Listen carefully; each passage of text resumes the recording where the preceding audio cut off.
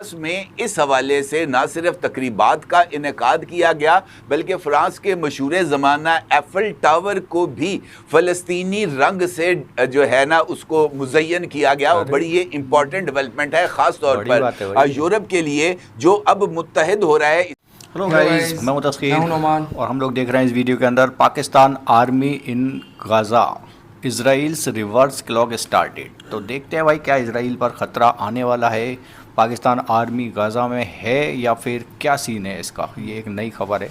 Start करते हैं video को, लेट्स स्टार्ट। अमेरिकी सदर डोनाल्ड ट्रंप अगरचे आज 6 मुस्लिम ममालिक के सरबराहान से मिलने वाले हैं और वो इस मुलाकात में इसराइल फ़लस्तीनी जंग बंदी के लिए अपना मंसूबा मुस्लिम ममालिक के अकाबरीन के सामने रखना चाहते हैं। लेकिन इस मुलाकात से पहले 2 इम्पॉर्टेंट डेवलपमेंट्स आ गई हैं सामने। उनमें से पहली डेवलपमेंट ये है कि वो मुमकिना मंसूबा जो कि डोनाल्ड ट्रंप मुस्लिम ममालिक के सरबराहान के साथ शेयर करने जा रहे थे, उसकी तफसीलात आ गई हैं सामने, यानी वो मंसूबा हो गया है लीक। और इस मंसूबे के लीक होने के बाद इसराइल की तरफ से ट्रंप के इस मंसूबे पर ना सिर्फ एतराज़ात आयद किए गए हैं बल्कि इसको मुस्तरद भी कर दिया गया है। और इस मंसूबे पर इसराइल की तरफ से नए सवालात भी उठाए गए हैं, यानी ये मंसूबा ये डोनाल्ड ट्रंप के जहन में पनप रहा था और उस मंसूबे के तहत डोनाल्ड ट्रंप इस बात का एहसास कर रहे थे कि शायद मशरिक़ वस्ता में एक पायदार अमन की सूरत हाल पैदा हो जाए। उस मंसूबे की तो भैंस चली गई है पानी में। तो ये सवाल अब बड़ा ही इम्पॉर्टेंट है कि अब क्या होगा। यह सवाल भी अहमियत का हामिल है कि ट्रंप का मुजवज़ा मंसूबा जिसकी अब तफसीलात सामने आ चुकी हैं, उसके चीदा नकात क्या हैं।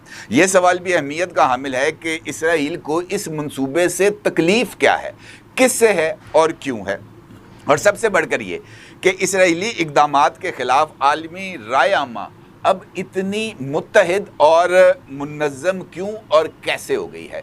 सूरत हाल पर बात करना मेरे नज़दीक बहुत ज़्यादा अहमियत का हामिल है, क्योंकि अक़वाम मुत्तहिदा के सालाना इजलास से पहले ही अहम तरीन ममालिक जिनमें पुर्तगाल है, ऑस्ट्रेलिया है, इंग्लैंड है, उनकी तरफ से जो है फ़लस्तीनी रियासत को तस्लीम करने का ऐलान सामने आया था। उसके बाद कनाडा ने भी जो है वो आज़ाद फ़लस्तीनी रियासत को तस्लीम कर लिया। और आज फ्रांस की तरफ से भी फ्रांस के सदर इमैनुअल मैक्रोन ने भी जनरल असम्बली के इजलास से खिताब करते हुए फ़लस्तीनी रियासत को तस्लीम करने का ऐलान भी किया। और पेरिस में ये जो फ़लस्तीनी अथॉरिटी का जो मिशन ऑफिस था उसको एम्बेसी का दर्जा भी दे दिया गया। और फ्रांस में इस हवाले से ना सिर्फ तकरीबात का इनेकाद किया गया बल्कि फ़्रांस के मशहूर ज़माना एफल टावर को भी फ़लस्तीनी रंग से जो है ना उसको मुज़य्यन किया गया। और बड़ी ये इम्पॉर्टेंट डेवलपमेंट है ख़ास तौर पर यूरोप के लिए जो अब मुत्तहिद हो रहा है इसराइल के ख़िलाफ़। और मैक्रोन ने जनरल असम्बली से खिताब के दौरान भी इस बात का जो है वो इजहार किया कि अगरचे फ्रांस हमास की कार्रवाई जो कि 7 अक्टूबर को हुई थी उसको जो है वो दहशत गर्दी तस्वर करता है, लेकिन उसके बाद जो कुछ फ़लस्तीन के साथ हुआ, जिस तरह के इक़दामात इसराइल की तरफ से गज़ा में उठाए गए, फ्रांस उसको भी दुरुस्त तस्लीम करने के लिए तैयार नहीं है। और आलमी राय आमा का इस तरीके से मुनज़्ज़म होना ना सिर्फ बहुत ही ज़्यादा अहमियत का हामिल है बल्कि इस बात की तरफ इशारा कर रहा है कि अब दुनिया फ़लस्तीनी कॉज को समझना शुरू हो गई है। इसी हवाले से दूसरी इंपॉर्टेंट डेवलपमेंट इटली में हमारे सामने आई और इटली की हुकूमत के पास भी अगरचे वहाँ पर फ़लस्तीन के हक़ में और इसराइली मज़ालम के ख़िलाफ़ बहुत ज़्यादा मुज़ाहरे हो रहे हैं। और मुज़ाहिरीन जो हैं वो इटली की हुकूमत से इस बात का मुतालबा कर रहे हैं कि वो फ़लस्तीनी रियासत को तस्लीम करे। लेकिन इटली की हुकूमत ने फ़लस्तीनी रियासत को तस्लीम करने के हवाले से अवामी मुतालबात को तस्लीम करने से इनकार कर दिया, उसको मुस्तरद कर दिया।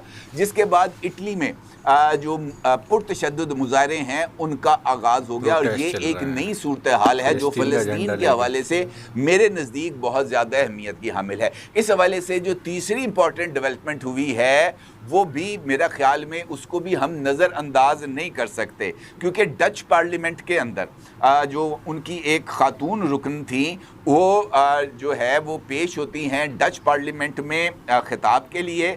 और इस खिताब से पहले जब वो डाइस पे आती हैं तो उन्होंने फ़लस्तीन के रंग का जो फ़लस्तीनी परचम के जो 3 रंग हैं, ग्रीन, वाइट, ब्लैक जो है और रेड, उन रंगों पर मुश्तमिल उन्होंने अपनी जो शर्ट है वो ज़ेब तन की होती है। जब वो खिताब के लिए आती हैं तो वहाँ पर मौजूद जो दीगर पार्लियामेंट के अरकान हैं वो उनको टोकते हैं और उनको ये कहते हैं कि किसी भी रियासत के परचम के रंगों का लिबास जो है वो ज़ेब तन करना मुनासिब नहीं है। और वो ये कहती हैं आगे से कि रंग का इंतखाब अगर किसी परचम से मिलता जुलता है तो इसका मतलब ये नहीं है कि मैंने उस परचम का लिबास जो है वो पहन लिया है। लेकिन एतराज़ात होते हैं, एतराज़ात होने के बाद वो वापस जाती हैं, लिबास तब्दील करके आती हैं तो वो सुर्ख शर्ट पहनती हैं जिसके ऊपर स्याह रंग के